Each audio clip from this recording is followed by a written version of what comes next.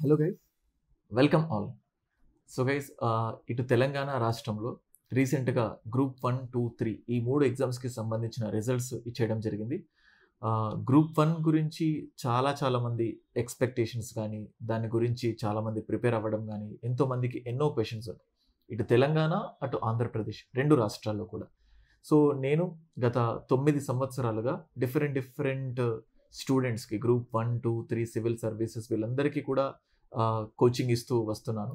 And ఇవి మాత్రమే కాకుండా, సో ఈ నాలెడ్జ్ మాత్రమే కాకుండా రీసెంట్గా జరిగిన తెలంగాణ గ్రూప్ 1 ఎగ్జామ్లో 40 members of our academy, Rohit's academy నుంచి 40 మంది స్టూడెంట్స్కి ఖచ్చితంగా ఫైనల్ లిస్ట్లో సెలెక్షన్స్లో ఉండడానికి ఛాన్సెస్ ఉన్నాయి. సో వీళ్ళందరితో నేను ఇంటరాక్ట్ అయ్యాను.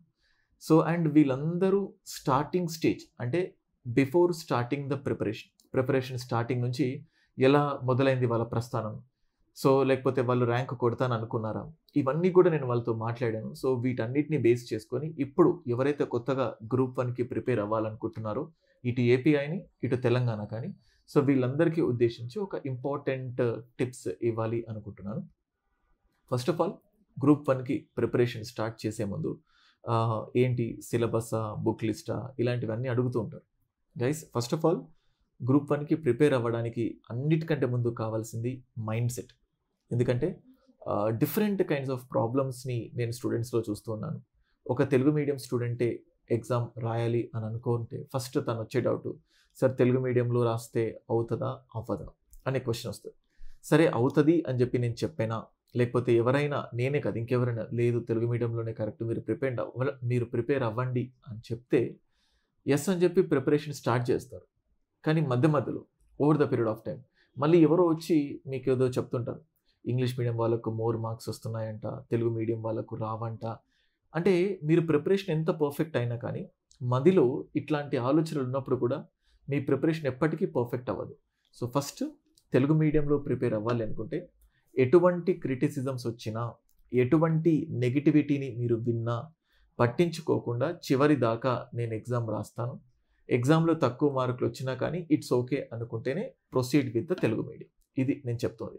ఎందుకంటే ఎగ్జామ్ రాసిన తర్వాత, రాసే కంటే ముందు ప్రతిసారి అంటే ఒక కాన్ఫిడెన్స్ లేకుండా చదివితే we don't get much satisfaction. లేదు తెలుగు మీడియం నుంచి ఇంగ్లీష్ మీడియంకి షిఫ్ట్ అవ్వాలా అని మళ్ళీ ఇంకా కొన్ని క్వశ్చన్స్. తెలుగు మీడియంలో నుంచి ఇంగ్లీష్ మీడియంకి షిఫ్ట్ అవ్వాలంటే మళ్ళీ దానికి కూడా హ్యూజ్ ఎఫర్ట్స్ ఉంటాయి. It's not that easy. So ఎటువంటి స్ట్రాటజీని ఫాలో అవ్వాలి. సరే తెలుగు మీడియం ఎవరో చెప్పారు, ఏదో చేశారు, తెలుగు మీడియంలో నుంచి ఇంగ్లీష్ మీడియంకి వచ్చారు. ఇంగ్లీష్ మీడియంకి వచ్చి ఫస్ట్ డేనే బ్యూటిఫుల్ ఆన్సర్ రాయడానికి ఎక్స్పెక్ట్ చేసి, సెకండ్ డేనో లేకపోతే థర్డ్ డేలోనే మంచి ఆన్సర్స్ రాయాలి అని చెప్పి మీరు ఎక్స్పెక్ట్ చేయకండి. ఇంగ్లీష్ మీడియంకి వచ్చినాక ఖచ్చితంగా కొంచెం టైం పడుతుంది మీకు మొత్తం అర్థం చేసుకొని, సో అందులో నిలదొక్కుకోవడానికి.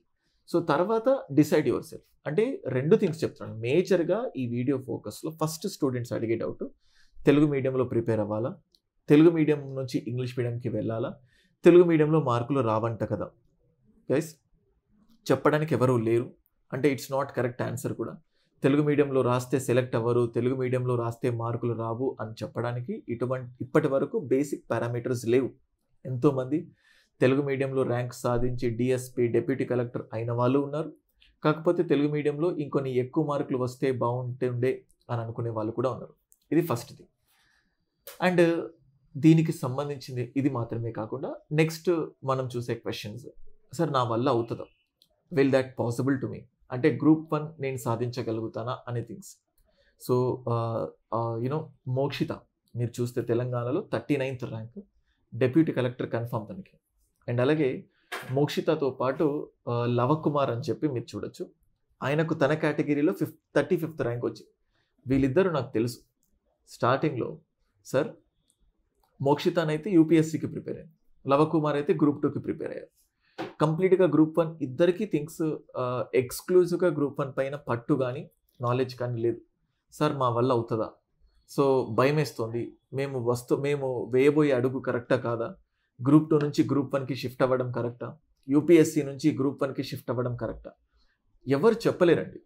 అంటే థింగ్స్ ఫైనల్ అచీవ్ గోల్కి వచ్చేంత వరకు, గోల్ని రీచ్ అయ్యేంత వరకు అది మన వల్ల సాధ్యం అవుతుందా అవ్వదా అని మన చేతుల్లో లేదు, ఎవరు చెప్పలేరు కూడా. నీకు మనస్ఫూర్తిగా గ్రూప్ 1 ప్రిపేర్ అవ్వాలి అనుకుంటే సో ఇందులోకి దిగిన తర్వాత ఫస్ట్ నువ్వు చేయాల్సిందల్లా నాకు వస్తుంది గ్రూప్ 1, నేను గ్రూప్ 1కి కావాల్సిన ఎఫర్ట్స్ పెడతాను, ఖచ్చితంగా గ్రూప్ 1 వస్తుంది. అంటే గ్రూప్ 1 వస్తుందా రాదా అనే కంటే ముందు గ్రూప్ 1కి కావాల్సిన ఎఫర్ట్స్ నువ్వు పెడితే ఖచ్చితంగా గ్రూప్ 1 వస్తుంది. ఒకవేళ ఎఫర్ట్స్ పెట్టినా కొంచెం అటు ఇటుగా మిస్ అయినా కానీ ఆ ఎఫర్ట్స్ ఎప్పుడు వృధా కావు.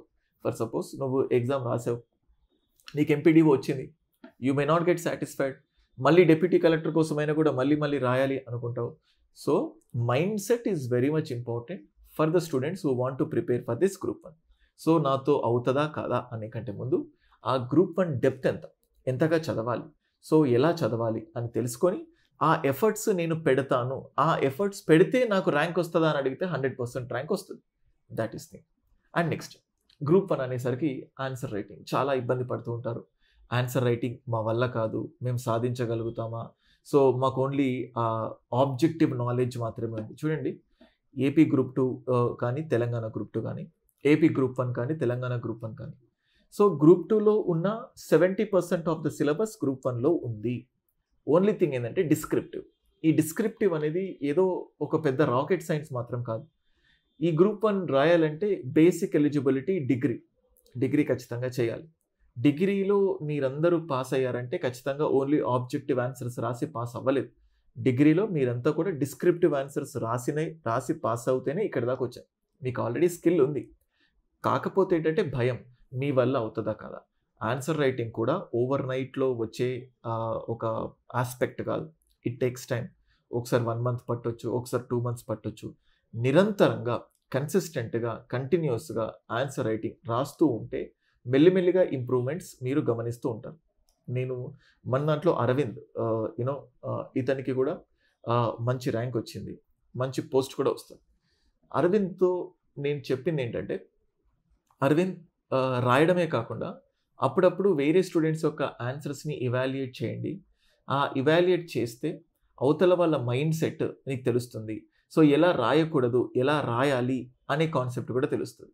So first thing answer writing చాలా ఇంపార్టెంట్. రాయండి, అప్పుడప్పుడు ఇవాల్యుయేట్ చేయండి. అంటే మీ ఫ్రెండ్స్ ఎవరైనా ఆన్సర్ రైటింగ్స్ రాస్తుంటే ఎలా రాస్తున్నారు, సో ఏంటి సార్, అసలు నాకు ఆన్సర్ రైటింగే తెలియనప్పుడు నేను నా ఫ్రెండ్ది ఎలా ఇవాల్యుయేట్ చేస్తాను? దానికి ఏం తెలియాల్సిన అవసరం లేదు. నీకు ఒక క్వశ్చన్ తెలిస్తే నీ ఫ్రెండ్ రాస్తున్న ఆన్సర్కి ఆటోమేటికల్గా నువ్వు ఒక జెన్యున్ ఆస్పిరెంట్ అయితే అది కరెక్టో కాదో కొంచెం అటు ఇటుగానైనా కూడా నువ్వు ఫీడ్బ్యాక్ ఇవ్వగలుగుతావు.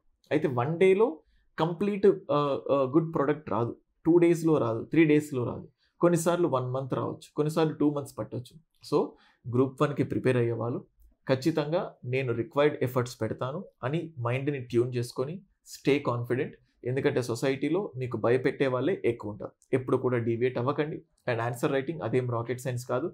రోజు ప్రాక్టీస్ చేస్తూ ఉంటే, కన్సిస్టెంట్గా మీరు ముందుకు వెళ్తూ ఉంటే మంచి రిజల్ట్స్ని మనం ఎక్స్పెక్ట్ చేయొచ్చు. So that is what. And ఇంకా గ్రూప్ 1కి సంబంధించిన బుక్ లిస్ట్ గురించి మీరు చాలా అడుగుతూ ఉంటారు. స్పెషల్గా గ్రూప్ 1కి కోసమే ఎక్స్క్లూజివ్గా డిజైన్ చేసిన బుక్ లిస్ట్ ఏది ఉండదు. పాలిటీ చూస్తే లక్ష్మీకాంత్, ఇన్ఫ్యాక్ట్ తెలుగు మీడియంలో, ఇంగ్లీష్ మీడియంలో నా నోట్స్ ఉన్నాయి. నా నోట్స్ ఏదైతే గ్రూప్ 2కు చెప్పానో గ్రూప్ 1కి కూడా హెల్ప్ అవుతుంది. మనకి ఏంటంటే కంటెంట్ తెలిస్తే దాన్ని అనలైటికల్గా రాసే స్కిల్ మనకు కావాలి. ఆ అనలైటికల్గా రాసే స్కిల్ రోజు ప్రాక్టీస్తో వస్తుంది. రోజు దేన్ని ప్రాక్టీస్ చేయాలి అనే క్వశ్చన్ వచ్చినప్పుడు హిందూ కానీ, ఇంగ్లీష్ మీడియం అయితే, తెలుగు మీడియం అయితే ఈనాడు ఎడిటోరియల్లో రోజు ఒక బ్యూటిఫుల్ ఎస్సే వస్తుంది. 3-4 ఎస్సేస్ ఉంటాయి జనరల్గా. ఏదో ఒక పర్టికులర్ ఆర్టికల్ని పికప్ చేసుకోండి, దాన్ని చదవండి. పూర్తిగా చదివితే ఒక 100 లైన్స్లో మీకు ఒక 3-4 లైన్స్ అయినా అర్థమవుతుంది కదా. నీకెంత అర్థమైందో అర్థమైందల్లా ఒక పేపర్ మీద పెట్టి రాయండి. సో ఆ ఇచ్చిన ఆర్టికల్ ఏదైతే ఉంటుందో, ఈనాడులో సంపాదకి ఏమని చెప్పి ఉంటుంది కదా, అది you can prefer any newspaper, Sakshi కానీ, ఆంధ్రజ్యోతి కానీ, ఏదైనా ఒక ఎడిటోరియల్ని పికప్ చేసుకొని దాన్ని మనస్ఫూర్తిగా చదివి దాన్ని మీ ఓన్ వర్డ్స్లో నీకేం అర్థమైంది, అలాగే ఏమైనా మోడిఫికేషన్స్ చేస్తే బాగుంటుందా నీకు అనిపించింది ఒక పేపర్లో రాయి. అలా రోజు రాస్తూ ఉంటుంటే ఖచ్చితంగా ఇంప్రూవ్మెంట్ అవుతుంది. సో ఆన్సర్ రైటింగ్ ఇంప్రూవ్మెంట్ అవుతుంది. ఆ స్కిల్ తోటి గ్రూప్ 1కి సంబంధించిన క్వశ్చన్స్ని ఆన్సర్ చేస్తాం. స్పెషల్ బుక్ లిస్ట్ ఏముండదు. ఆల్రెడీ మనకు పాలిటీకి లక్ష్మీకాంత్, హిస్టరీకి సీనైఎస్ఆర్ బుక్ కానీ, లేకపోతే తెలుగు అకాడమీ బుక్స్ కానీ, సైన్స్ అండ్ టెక్నాలజీ, సో ప్రతి సబ్జెక్ట్కి సంబంధించి తెలుగు అకాడమీ బుక్స్ ఉన్నాయి. మీరు ఆ బుక్స్తోని కంటెంట్ డెవలప్ చేసుకొని ఒక పర్టికులర్ క్వశ్చన్కి ఆన్సర్ డెవలప్ చేసుకునేటట్టు చూడండి. ఒకవేళ ఇంకొంతమంది క్వశ్చన్ ఆన్సర్ ఫార్మాట్లో కూడా మెటీరియల్స్ ఎక్స్పెక్ట్ చేస్తారు. మన అకాడమీలో రోహిత్స్ అకాడమీ ఛానల్లో స్పెషల్గా సబ్జెక్ట్కి సంబంధించి మెటీరియల్ పీడిఎఫ్ కూడా అందుబాటులో ఉంటుంది. దానికి సంబంధించిన డీటెయిల్స్ మీరు ఒకసారి యాప్లో చూస్తే మీకు కనబడుతుంది. సో క్వశ్చన్ ఆన్సర్ ఫార్మాట్లో ఎక్స్క్లూజివ్గా గ్రూప్ 1 కోసం డిజైన్ చేసిన మెటీరియల్ ఉంది. You can get that. So టోటల్గా తెలుగులో రాయాలా, ఇంగ్లీష్లో రాయాలా, మీ వల్ల అవుతుందా కాదా, సో అండ్ అలాగే గ్రూప్ 2 గ్రూప్ 1 సపరేట్గా అంటే లైక్ ఆ బుక్ లిస్ట్ ఏమైనా మారుతుందా, సో ఏంటి అంటే గ్రూప్ 1కి ఎటువంటి థింగ్స్ని బ్రెయిన్లో పెట్టుకోవాలి అనే వాటి గురించి ఒక చిన్న వీడియోలో కొన్ని ఇంపార్టెంట్ ఇన్పుట్స్ మీకు ఇచ్చాను. మీకు వీడియో నచ్చితే మీ ఫ్రెండ్స్కి షేర్ చేయండి. ఇంకేదైనా డౌట్స్ ఉంటే కింద కమెంట్స్ రూపంలో మీరు డౌట్స్ అడగండి. నెక్స్ట్ వీడియోలో దానికి ఆన్సర్ చేస్తాను. Thank you so much.